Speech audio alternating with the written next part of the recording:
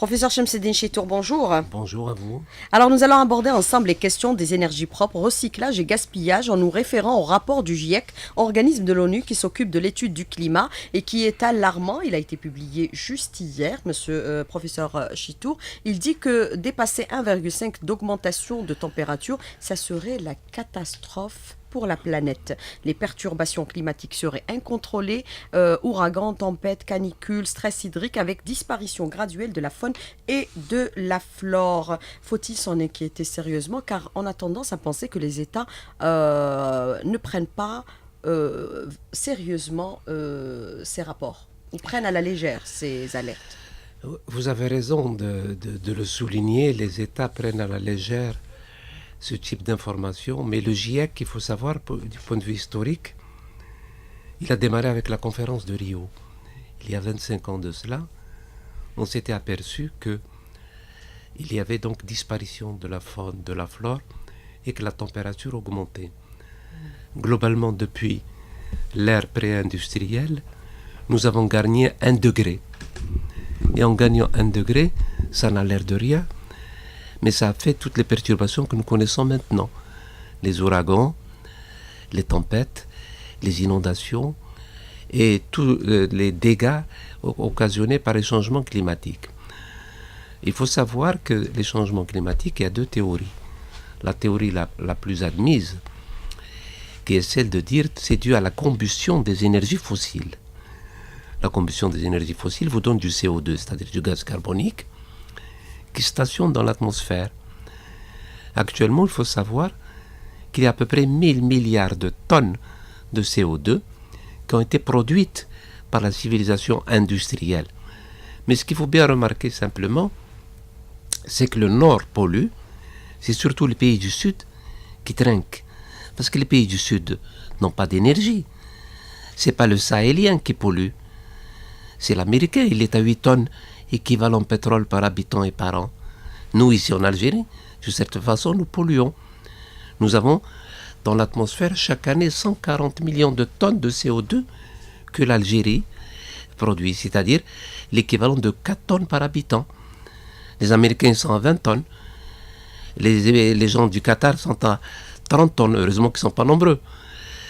Mais d'une certaine façon, le GIEC dit, attention, il y a un fil rouge, il ne faut pas le dépasser, il ne faut pas qu'on dépasse ce degré, ce 1,5 degré. Il y a donc des actions urgentes à faire pour essayer de ne pas dépasser ce 1,5 degré.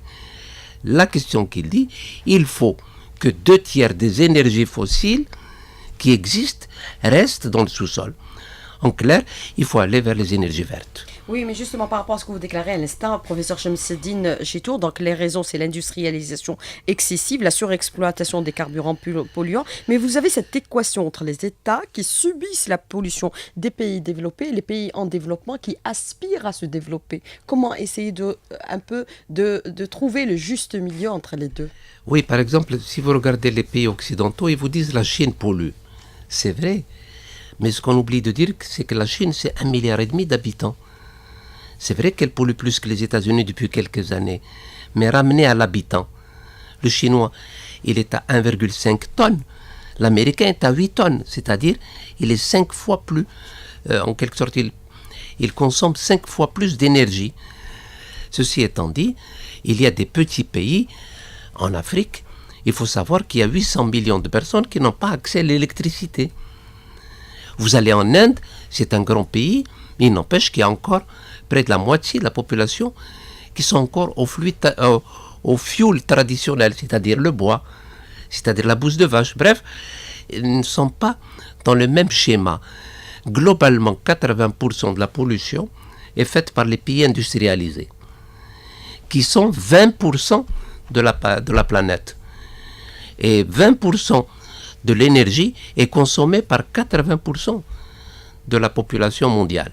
Mais ce qui est révélé aujourd'hui par le GIEC, c'est qu'à horizon 2040, on atteindra la température de 1,5 degré et ça sera à ce moment-là la catastrophe. C'est la raison pour laquelle il faut commencer dès maintenant à prendre des mesures. Oui, ce qui est très grave, c'est qu'on a fait des conférences. La dernière en date dont tout le monde se souvient parce qu'il y a eu un tintamarre terrible, c'est la COP 21 à Paris. Des décisions ont été prises, Mais c'est des décisions qui ne sont pas contraignantes. C'est-à-dire que les pays peuvent le faire s'ils le veulent bien. Vous vous souvenez de la fameuse diatribe Schuld et Schall. Les pays doivent et les pays devraient. Les Américains ont dit, si vous mettez Schuld, devrait, ça ne marche pas, on ne signe pas.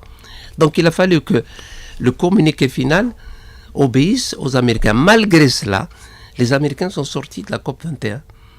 Le président Trump dit je ne reconnais pas la COP 21 et il continue à ouvrir les usines de charbon, c'est-à-dire la pollution extrême. Que dit le GIEC? Il dit il faut abandonner le charbon. D'ici 2030, il faut abandonner le charbon, mais plus grave encore, il faut que les énergies fossiles soient abandonnées à l'horizon 2040. En clair, il ne faut pas qu'il y ait de carburant qui vous donne du CO2. Le communiqué final, l'Arabie Saoudite y a participé, elle a essayé de freiner pour dire attention, il faut continuer avec le pétrole. Vous voyez donc qu'il y a deux visions.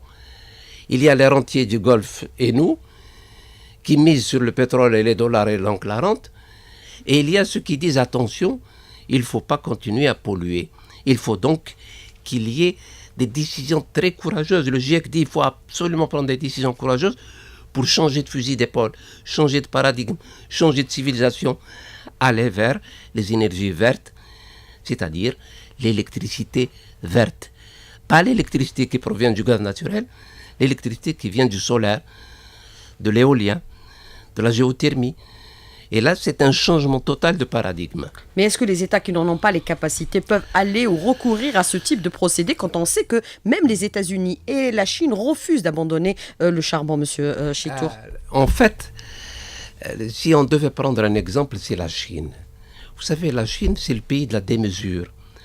Ils construisent une centrale à charbon par mois. Mais dans le même temps, ils font d'énormes progrès. Ce sont les premiers au monde concernant le solaire, concernant l'éolien, concernant le nucléaire.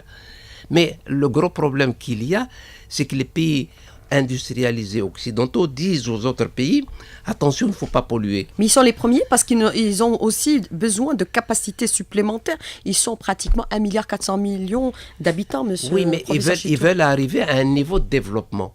Mais les efforts que font la Chine sont remarquables par rapport aux efforts que font les pays industrialisés qui traînent les pieds. Ils continuent encore à développer les énergies fossiles. Mais est-ce qu'on peut considérer aujourd'hui que ces bouleversements climatiques, on en subit aujourd'hui les conséquences? Est-ce que les conséquences sont perceptibles si on se réfère par exemple à ce qui se produit chez nous ces derniers temps avec bien sûr ces pluies orageuses? Écoutez, c'est la conséquence réelle. On a perdu ces dernières années. Il y a une dépêche, il y a quelque temps de cela, 200 millions de dollars. Toutes les inondations qu'il y a eu, la sécheresse, c'est les rendements en quelque sorte alimentaires qui vont diminuer. C'est le stress hydrique. Là. Il faut que les citoyens sachent que l'Algérie est un pays en stress hydrique. Et ça ira de plus en plus de façon dangereuse si on ne fait pas attention. Il faut que l'eau soit respectée. Il ne faut pas gaspiller l'eau. Mais à un moment ou à un autre, il faut qu'il y ait de la vérité des prix. Pas seulement pour l'eau, mais pour les carburants. Il ne faut pas gaspiller parce que c'est une ressource définitive. Quand vous brûlez 1 mètre cube de gaz naturel, c'est définitif. Il faut donc essayer de penser aux générations futures et il faut aussi, dans le même temps, moraliser la consommation. Ne pas gaspiller d'une façon systématique comme nous le faisons. Et comme vous le savez, en Algérie, le gaspillage est un sport national. Tout le monde gaspille.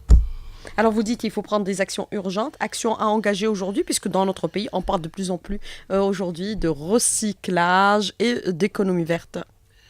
Écoutez, le gros problème de l'Algérie, c'est qu'il y a beaucoup de logique sectorielle.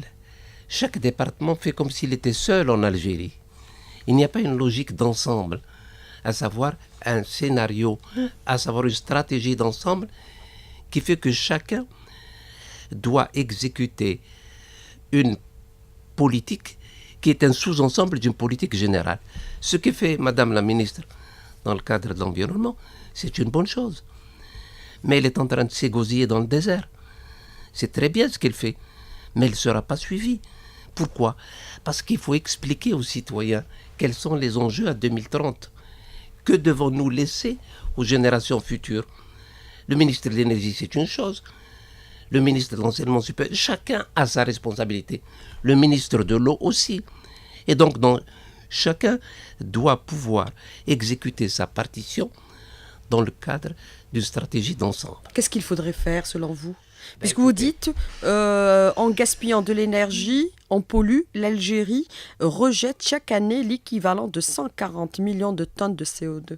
Écoutez, l'Algérie, c'est 60 millions de tonnes de pétrole par habitant en Algérie par an. C'est-à-dire, globalement, 1,4 à 1,5 tonnes de pétrole par habitant et par an. Ça veut dire quoi? Ça veut dire que c'est l'équivalent de 140 millions de tonnes de CO2 dans l'atmosphère. Nous avons fait des efforts, par exemple, dans le torchage du gaz. C'est-à-dire, quand vous avez un puits, avant, on jetait le gaz naturel, on le brûlait. On essaie maintenant de les récupérer. Bon, c'est pas suffisant. Je veux dire par là qu'il y a des petites actions, mais la somme des petites actions ne va pas loin. Parce que le gros problème que nous avons, c'est qu'il y a le gaspillage. 10 à 15% de l'énergie que nous consommons, en quelque sorte, c'est du gaspillage. Sur les 60 millions de tonnes, vous avez à peu près 6 millions de tonnes. Et 6 millions de tonnes, c'est l'équivalent de 3 milliards de dollars au prix actuel. Ça veut dire quoi? Il faut qu'il y ait des gestes éco-citoyens, qu'on explique. Vous ne pouvez pas faire, et là je le dis, je le redis, la stratégie d'ensemble doit pouvoir engager le citoyen. Donc il faut lui expliquer les enjeux. Où est-ce que nous sommes et où est-ce que nous voulons aller? Très rapidement sur cette question, les raisons de ce gaspillage, professeur Chito? Écoutez, je crois que nous avons perdu un certain nombre de valeurs que nous avions, notre tradition, notre culture. On avait la culture de la qana'a, la sobriété. Maintenant, on gaspille. Pourquoi on gaspille? Il faut que les gens sachent, c'est parce que les prix des utilités sont dérisoires. Quand je dis utilités, je pense à l'essence, au diesel, qui est un danger public et qu'on essaie de continuer à laisser faire, à l'eau, aux aliments. Mais s'il y avait une rationalité et dire à chacun, voilà ce qu'on peut faire sans gaspiller, je pense qu'on va gagner au minimum 10 à 15% pour commencer. Mais il faut qu'il y ait des gestes dans tous les jours, ce qu'on appelle les gestes éco-citoyens. Alors, professeur Chemseddine Cheitour, moi je voudrais revenir avec vous sur une question par rapport à la stratégie qui doit être mise en place par l'Algérie, puisque nous savons que l'Algérie est un pays vulnérable aujourd'hui et risque d'être affecté par ces questions liées au changement climatique. On a tendance à prendre un peu à la légère les déchets et leur valorisation pour en faire des richesses. Qu'est-ce qu'il faudrait faire également, parallèlement, puisqu'il y a des salons qui sont organisés actuellement? Oui, en fait, je disais tout à l'heure en parlant de stratégie, il est important qu'on sache quelles sont nos ressources, qu'est-ce que nous avons comme ressources et où est-ce que nous voulons aller. Globalement, nous avons à peu près 12 milliards de barils de pétrole. Nous avons à peu près 2000 milliards de mètres cubes de gaz conventionnel. Je dirai un mot sur le non conventionnel tout à l'heure. Ce qui veut dire globalement, au rythme de consommation actuel, nous avons pour 20 ans. Bien, c'est vrai que il y a des petites découvertes de Sonatrach, mais elles ne sont pas significatives. En clair, il va falloir régler le problème du modèle énergétique avant que ce ne soit impossible à le faire. L'Algérie a mis en place un plan énergie renouvelable qui date de 2011, qui dit voilà 22 000 mégawatts. Bon, à l'époque, on était tous étonnés comment il a été mis en place. Et ce que nous savons du point de vue académique, c'est qu'il faut faire une stratégie, un modèle énergétique. Ce que je fais à Polytechnique avec les élèves, c'est qu'on fait des projections jusqu'à 2030. Donc on dit, voilà comment on va être, voilà le paysage 2030, voilà ce qui se passe ailleurs dans le monde, et comment l'Algérie doit prendre le train de la modernité. Le train actuel, c'est celui de la révolution électrique. Comment y arriver? Il nous faut du solaire. On appelle cela un bouquet énergétique. Le solaire, l'éolien, la géothermie, évidemment les gaz non conventionnels. Le moment venu, quand la technologie sera mature, elle ne l'est pas mature actuellement. Ce qui veut dire qu'il faut former, il faut une veille technologique. Mais les gaz de schiste, ce n'est pas pour maintenant. c'est pour la génération future de 2030. Mais par-dessus tout, le meilleur gisement d'Algérie, c'est celui de la valorisation. Et c'est celui aussi des économies d'énergie. Dans la valorisation proprement dite, il y a évidemment le problème des déchets. C'est-à-dire comment valoriser les 16 à 17 millions de tonnes de déchets que nous récoltons chaque année.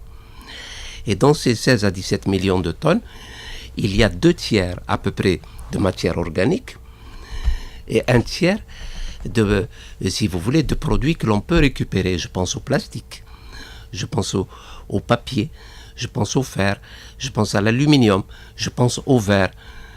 Vous savez, ça nous coûte très cher.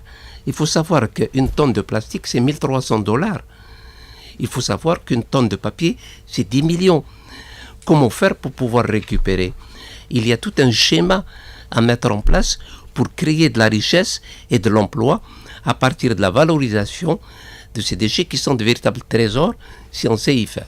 Mais justement, avant d'aborder la question encore en détail des déchets, vous avez parlé de la stratégie des renouvelables qui a été adoptée en 2014, mais il y a en 2015 aussi, le président de la République avait placé les énergies renouvelables comme priorité nationale. Depuis, il y a eu 3 ans. Entre le temps de l'adoption et la mise en œuvre, et à partir du moment où on a décrété, on perd trop de temps. Professeur Chitour? Je crois que nous perdons du temps. C'est pas que nous passons trop de temps, c'est que nous perdons du temps. Le kilowattheure solaire est aussi compétitif, sinon plus compétitif que le kilowattheure thermique. En clair, il faut que les citoyens sachent que si nous mettons en place une centrale de 1000 MW solaire, nous gagnons 2 milliards de mètres cubes de gaz. Et 2 milliards de mètres cubes de gaz, c'est 600 millions de $. Cela veut dire quoi? Cela veut dire avec le gaz naturel que l'on ne consomme pas, on peut financer une partie du plan solaire. Et on peut s'entendre avec des grands capitaines d'industrie, des grandes locomotives, comme la Chine. Vous savez, la Chine, c'est le premier dans le monde en ce qui concerne le solaire, et c'est le premier dans le monde en ce qui concerne la locomotion électrique. J'espère que vous me donnez l'opportunité d'en parler. Mais ce qui est important à savoir, c'est que nous perdons du temps. À l'indépendance, il faut que les Algériens sachent que nous consommions 1 TWh. C'est-à-dire, actuellement, c'est 1/60 de ce que nous consommons actuellement, 60 TWh. Et notre modèle énergétique était à 60% charbon et 40% hydraulique.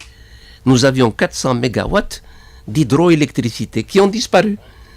Tout a été pris par le gaz naturel et actuellement notre modèle est pratiquement à 98% électrique à partir du gaz naturel.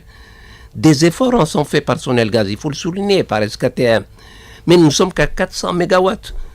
Or, nous avons au minimum à atteindre ces 22 000 MW. Pour les atteindre en 11 ans, il faut au minimum 1500 MW solaires d'éolien par an. Il n'y a pas de signe avant-coureur d'un démarrage. Oui, mais ça fait longtemps que vous le dites et vous le répétez à chaque fois. Professeur Chidou, est-ce que cela signifie que quelque part on ne vous écoute pas? Ben écoutez, moi je ne suis pas dans le secret des dieux. Je suis un modeste professeur d'université, mais je crois pouvoir dire, et Andy Lghera, ça me fait de la peine de voir que le solaire se développe au Maroc, se développe bien, se développe partout ailleurs, et pourquoi pas chez nous? Nous avons les compétences, nous avons le savoir-faire, nous avons les ressources pour démarrer. Je m'inscris en faux contre ceux qui vous disent c'est 100 milliards de $, le plan solaire. C'est pas vrai. Une centrale solaire de 1000 MW, c'est l'équivalent d'une centrale solaire de 1000 MW au gaz naturel. C'est-à-dire autour de 1,2 milliard de $. Puisque nous arrivons à financer des centrales solaires, des centrales au gaz naturel. Pourquoi pas au solaire proprement dit? Et mieux encore, chaque fois que nous épargnons du gaz naturel, nous le laissons pour les générations futures. Et nous allons avoir de l'électricité solaire à partir du Sahara, à partir des hauts plateaux. Nous avons d'énormes possibilités. N'oubliez pas que c'est un immense territoire, il y a 2 millions de kilomètres carrés, avec en moyenne 2500 kWh par mètre carré et par an.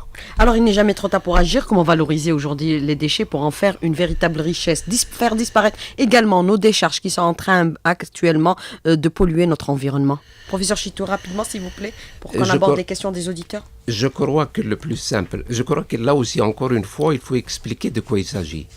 Je disais tout à l'heure, nous avons 16 à 17 millions de tonnes de déchets, c'est-à-dire l'équivalent à peu près de 0,4 tonnes par habitant et par an. C'est-à-dire l'équivalent 1,2, 1,3 kg par habitant et par an. À peu près le cinquième de ce qui se passe en Europe. Qu'est-ce qu'il y a dans les déchets? Il y a des déchets organiques qui peuvent servir d'un excellent compost, c'est-à-dire en quelque sorte une sorte d'engrais. Et le tiers qui concerne, c'est-à-dire l'équivalent à peu près de 5 millions de tonnes, c'est tout ce qu'on importe et qu'on jette. Nous sommes dans une civilisation du tout jeté. On ne recycle pas en Algérie, on jette et on achète. On ne donne pas une seconde vie aux choses. Et ça, c'est symptomatique des gens où il n'y a pas cette culture, où on a perdu la culture, en quelque sorte, de l'qana'a, ce que je disais tout à l'heure, de la sobriété. Essayer de faire en sorte qu'on puisse réutiliser, redonner une seconde vie aux choses.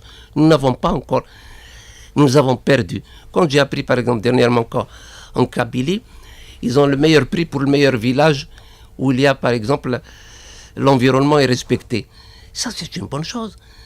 Il y a quand même une société civile, elle bouge, mais elle n'est pas accompagnée. Il n'y a pas de visibilité. On ne la met pas à l'honneur. Il faut qu'elle passe à la télévision, il faut qu'elle passe à la radio. Elle est passée à la radio. Qu'on lui donne la possibilité de s'épanouir, de s'exprimer. À côté du football, à côté des émissions de variété, il faut qu'on parle de l'environnement et du devenir des générations futures. Alors, des questions des auditeurs qui sont très nombreuses ce matin. Nous avons le professeur Yassa qui nous a contacté, qui est le directeur général du CDER, qui dit que je viens de rentrer de la réunion du GIEC en ma qualité de vice-président du groupe de travail. Le rapport montre que 1,5 degré serait atteint en 2030 si on ne réduit pas les émissions de carbone de 45% en 2030. La région où on se trouve, notre pays, l'Algérie, est vulnérable sur le plan écologique et économique. Il montre également que des solutions technologiques existent pour limiter le réchauffement à 1,5. Le défi est leur déploiement aujourd'hui à grande échelle et leur démocratisation. Vous pensez qu'on peut le faire également? Parce que ça aussi, c'est avoir ces technologies, elle est détenue par les pays développés. Il faut d'abord se féliciter que l'Algérie soit représentée au plus haut niveau du GIEC, par le professeur Nordin Yassa, et au même titre évidemment que les 194 pays. Et l'Algérie, c'est une voix. Nous sommes en quelque sorte dans un pays charnière. Nous sommes aux portes de l'Europe, mais nous appartenons à l'Afrique. Nous avons pratiquement tous les climats. Ce qui veut dire que d'une certaine façon, un certain nombre de solutions technologiques peuvent être mises en œuvre. N'allons pas très loin. Nous avons un Sahara et nous sommes en quelque sorte... nous avons des problèmes avec la montée du désert. Le barrage vert qui était une utopie des années 70, pourquoi nous l'avons abandonné? Pourquoi nous ne lui avons pas donné une seconde vie? C'est très important. Actuellement, la Banque africaine de développement est en train de financer la barrière verte entre Dakar et Djibouti. Il y a un fonds vert au niveau des Nations Unies. Pourquoi l'Algérie n'inscrit-elle pas le barrage vert pour avoir un financement?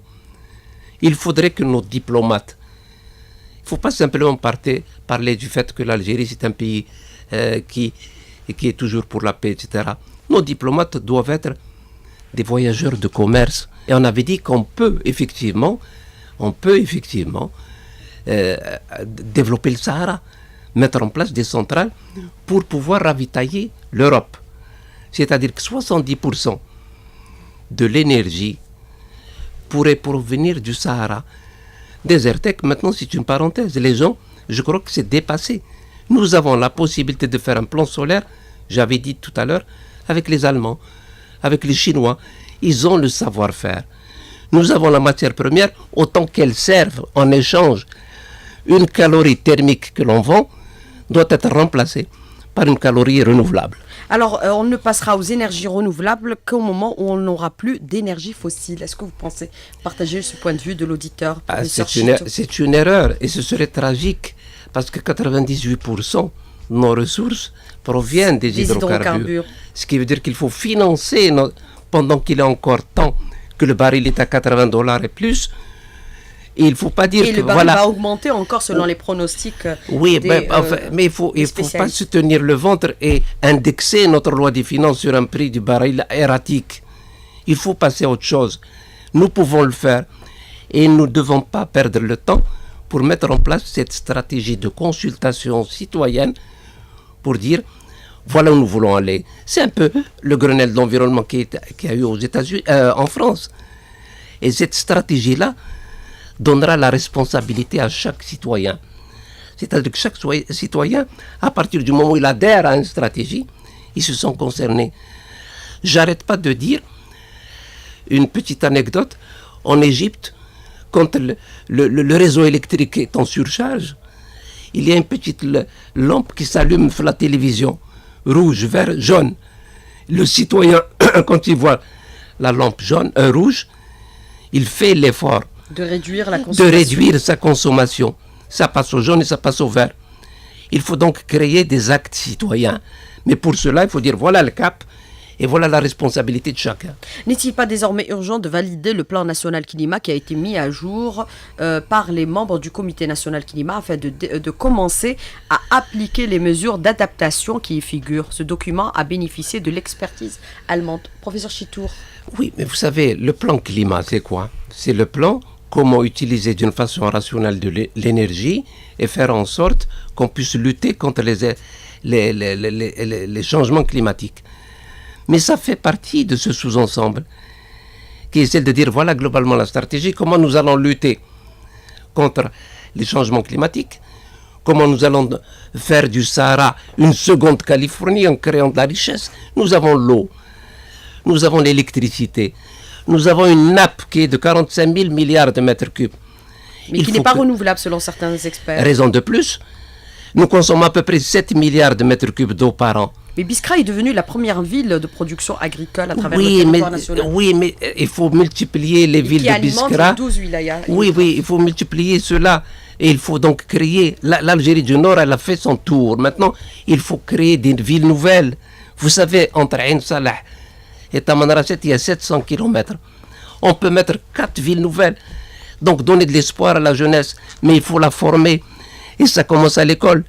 L'éco-citoyenneté est un combat. Le prêche de l'imam, il faut qu'il parle de Tebdir pour que tout le monde se sente concerné. Et à partir de ce moment-là, il n'y a pas de raison qu'on ne réussisse pas le plan énergie renouvelable. Mais est-ce que vous pensez qu'il faut agir et agir rapidement et maintenant, professeur Chitour? On perd trop de temps? Nous avons perdu du temps. Il faut y aller rapidement et chacun se sent concerné. Il faut aller vers le baccalauréat du développement durable, vers les métiers du développement durable. C'est une partition, chacun doit donner en quelque sorte sa part de responsabilité. Ce que fait Madame la ministre, c'est très bien, mais j'ai l'impression que c'est un sous-ensemble d'une stratégie qui doit être plus globale. Alors vous êtes contre l'utilisation du gasoil parce que vous considérez qu'il aggrave encore la situation actuelle de notre pays. Nous en consommons des quantités importantes, nous en importons aussi à coût de dollars, l'équivalent de 2 milliards de dollars par an parce qu'il est surexploité dans tous les domaines, pas seulement dans les transports, même dans l'agriculture. Cet auditeur vous pose la question, votre véhicule roule avec quelle énergie ou quel carburant? Professeur Chitour. Alors vous direz à ce monsieur que le véhicule du professeur Chitour roule à l'essence. Et c'est une tragédie.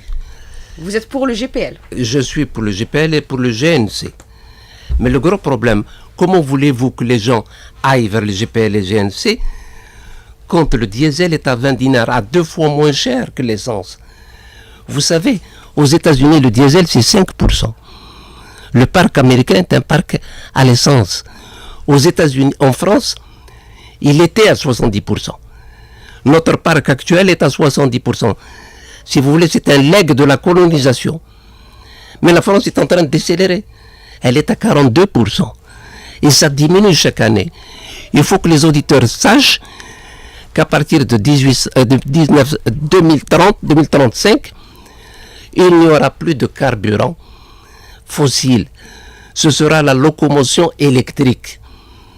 Nous sommes en train d'installer de la locomotion thermique et c'est un problème. En 2025, Volkswagen ne fera plus de voitures diesel. Vous savez, on dit que ça coûte cher. Actuellement, au moment où je vous parle, une grande entreprise qui s'appelle Ford est en train d'installer en Chine des voitures à $4 500, des voitures électriques. Pourquoi pas? Le plus grand constructeur de voitures au monde, qui s'appelle BYD, est en train d'installer au Maroc des usines pour produire des voitures électriques. Quand Peugeot nous donne ici la Logan, il installe dans le même temps la Zoé en Israël, mais la Zoé électrique. Et donc, dans ces conditions, il va falloir qu'on connaisse nos intérêts. Il va falloir qu'on s'y adapte également. Voilà. Professeur Shamseddine Chitour, merci d'avoir répondu à nos questions et d'avoir été en direct avec nous ce matin dans le studio. À bientôt. Merci beaucoup.